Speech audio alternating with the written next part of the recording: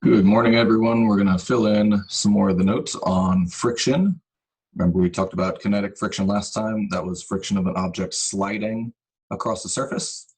Today, we're talking about static friction. So static usually means still or stationary. So this kind of friction occurs when an object is attempting to move, right? So it's at rest, and you want to get it moving.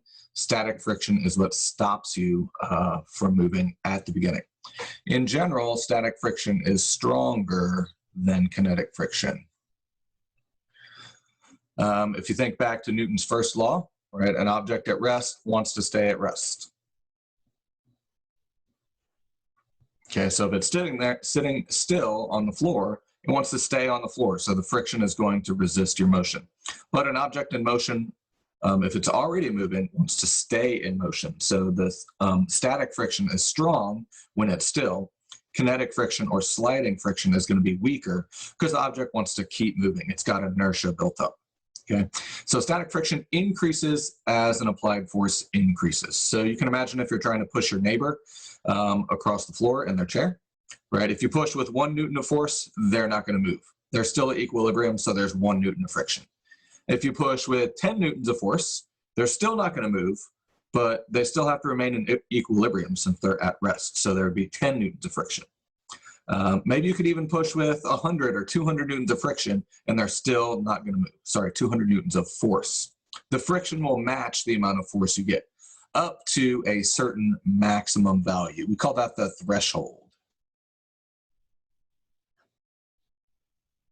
The threshold value. So the maximum value of that static friction, the most friction you can get just before the objects start to move due to that applied force.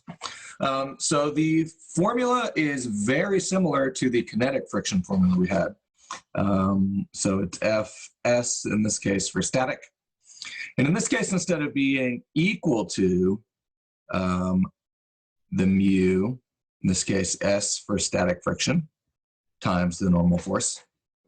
Since we have a changing value, it's going to be less than or equal to the coefficient of static friction times the normal force. Okay, so your static friction force can adjust based on your input force in order to keep that object at equilibrium. Okay, just a quick example. Let's say your coefficient of friction was 0.1 and your normal force was 100 newtons. Okay, so that means your force of static friction for this object would be less than or equal to 10 newtons. Okay, so if you apply a force of 1 newton, your static friction will be 1 newton. If you apply a force of 8 newtons, your static friction will be 8 newtons. If you apply a force of 10 newtons, your static friction will be 10 newtons. However, if you apply a force of 11 newtons, your static friction would only be able to go up to 10 newtons of force. So at that point, your object would start to move, right? And kinetic or sliding friction would take over. So here's a quick example. Kenzie is attempting to drag her 32.6 kilogram golden retriever. Remember, a kilogram is 2.2 pounds. So that's about a 70-pound golden retriever. So she's applying a horizontal force, right? So she's pushing only in the horizontal direction. She's not like dragging on a leash where she's pulling at an angle.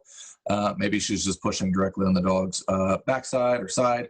Maybe the dog's laying down, she's sliding it.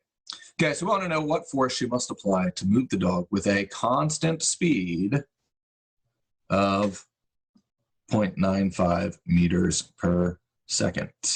So key point here, constant speed. Hopefully you're already thinking to yourself, this means Newton's first law.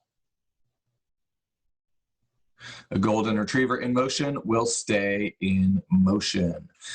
So if it's first law, that means we have to have balanced forces.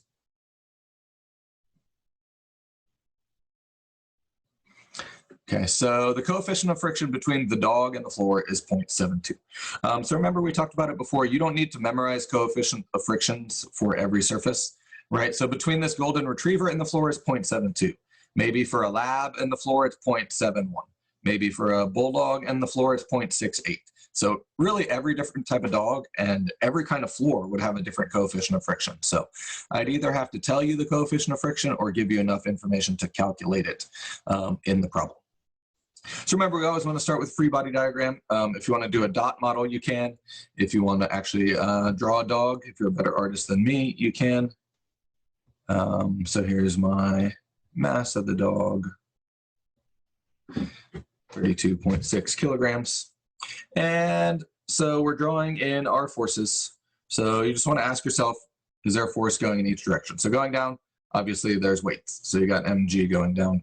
You want to call it W or FG, that's fine. Since the dog isn't flying off the ground or free falling, I hope not, there has to be an upwards force opposing it, right? So there's going to be a normal force going up from the floor supporting the dog, okay, opposing gravity. So in the Y direction, our forces have to be balanced. The dog is not accelerating upwards or downwards. So Kenzie is applying a force. So we'll do blue for the horizontal motion. So she's trying to push her dog forward. So I'll just call this FA for an applied force. Since sometimes we use FK for kinetic friction, even though it's lowercase, I'll just avoid using the FK designation for Kenzie. But FA here would be the applied force. And we know since she's going at a constant speed, the net force in the X direction also has to be 0. So we have to have a frictional force in the opposite direction that is opposing the motion. In this case, whoops, it is not static friction. It is sliding or kinetic friction. So fix that. Right, since she's dragging her golden retriever across the floor. So she's dragging the dog at a constant speed, so it is moving. So we have kinetic friction, okay, or sliding friction. So we know in this case, our net force in the Y is 0, our net force in the X is 0. So that tells us that our normal force has to equal gravity, which in this case, we know the mass is 32.6 and gravity is 9.8. So our normal force is going to be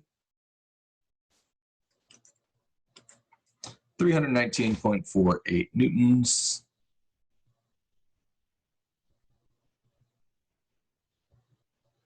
Now you got to be careful. Some people get a little mixed up if you have newtons on the right side as a unit and newtons on the left, or sorry, capital N for normal force on the left side. So some people like to use a lowercase n for normal force just to keep it straight from newtons. It's totally up to you. You could also call it FN if you want as well. Either way is fine.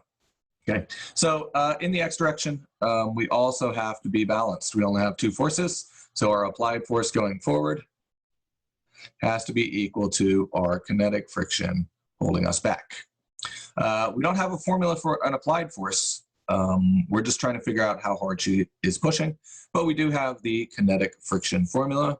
So we can substitute that in UK times the normal force. Okay, because our applied force and our kinetic friction have to be equal. So we can set them equal to each other. And we know Fk is equal to mu times n. So in this case, our applied force is going to be 72% of our normal force. That's really what the coefficient of friction is telling you. What percentage of your normal force gets turned into friction as you slide an object across the floor. Right, so 319.48. So if we do the math, our applied force must be 230 newtons.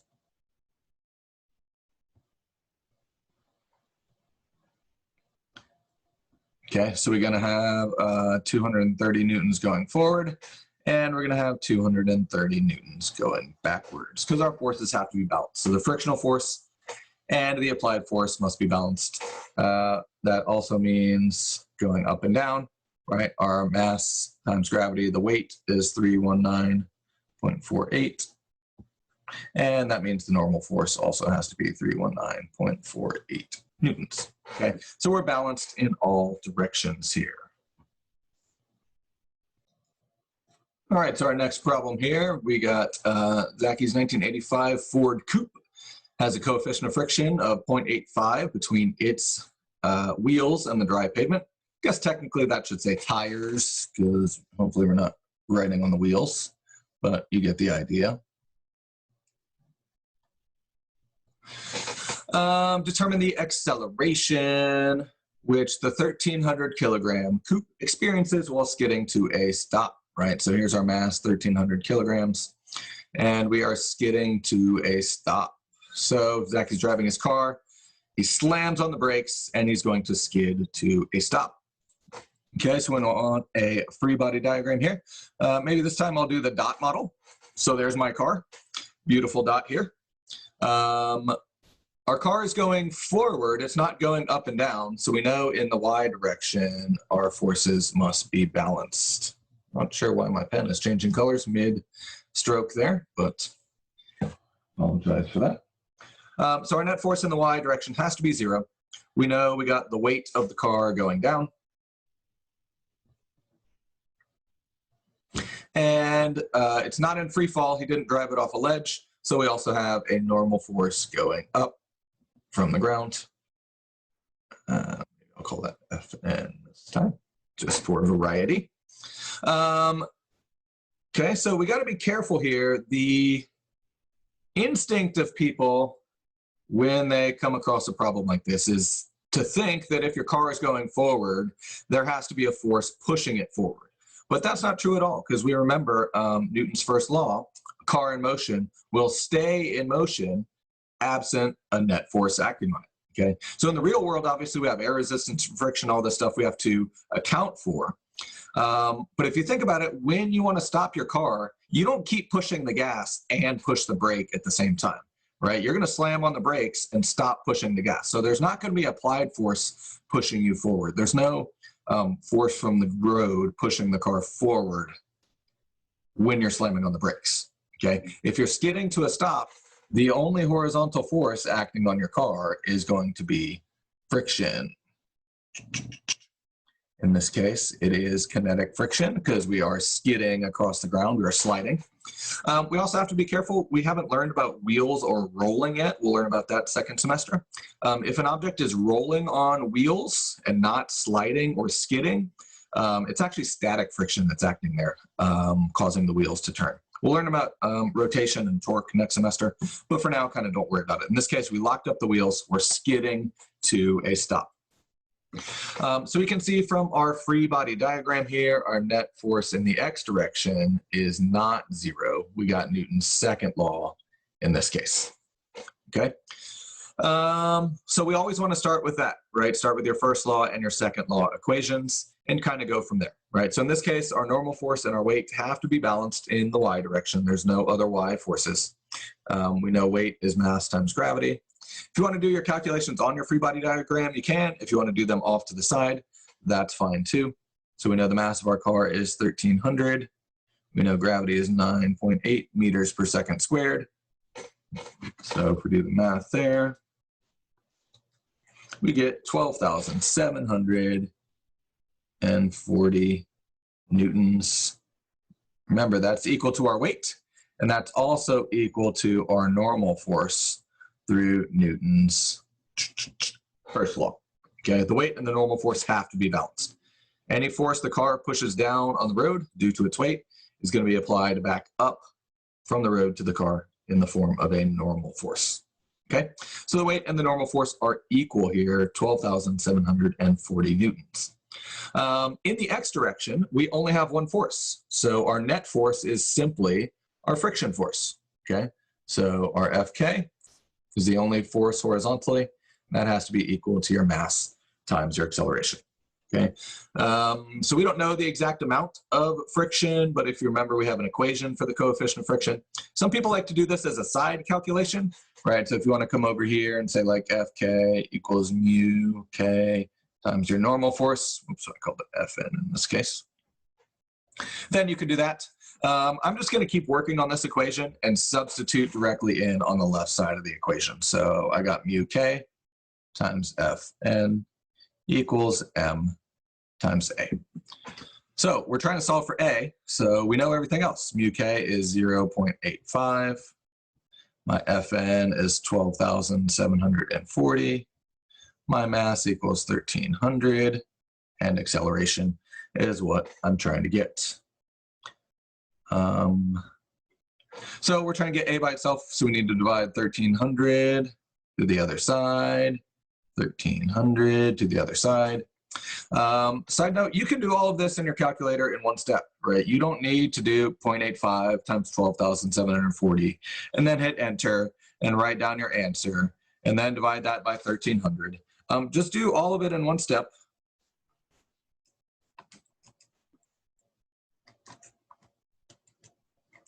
And you should get an acceleration of 8.33 meters per second squared. Okay, so once you do the math there, that's what you get. So we got to be careful. Remember, vectors do have direction, right? So since our kinetic friction force is to the left, you might want to add a negative sign in there or just say backwards. Because remember, a vector needs a magnitude and a direction in there. So if you wanted to make it negative, you could. Remember, by default, like forward is your positive x direction. Right, so if you want to say your acceleration is negative, because remember your equation here only gives you the magnitude of your frictional force. It's up to you to come up with the direction in that case. Okay, so you got to be careful. Our acceleration is backwards or opposite the direction of travel. I wouldn't say west because we don't know which direction specifically the car is going, but the acceleration is definitely backwards since it's caused by friction. All right, hopefully that one makes sense. Let's go on to the next one. All right, so we have an example here. Cody is running through the cafeteria when he slips onto mashed potatoes and falls to the floor. Let that be a lesson to you, Cody. Stop running through the cafeteria.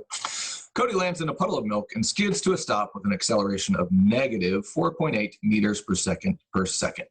Cody weighs 880 newtons. Note, I didn't actually weigh Cody, I'm just guessing.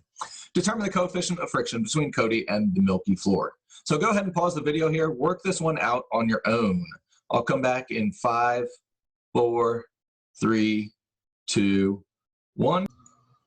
And here's the answer to this question. Hopefully you came up with a coefficient of friction of 0.49. Remember, that is unitless because we're dividing newtons by newtons there. Basically, that represents 49% of Cody's weight, which is also his normal force, will be converted into friction. So that ends this part of the video. Tune in for part 2, where we will do some more examples.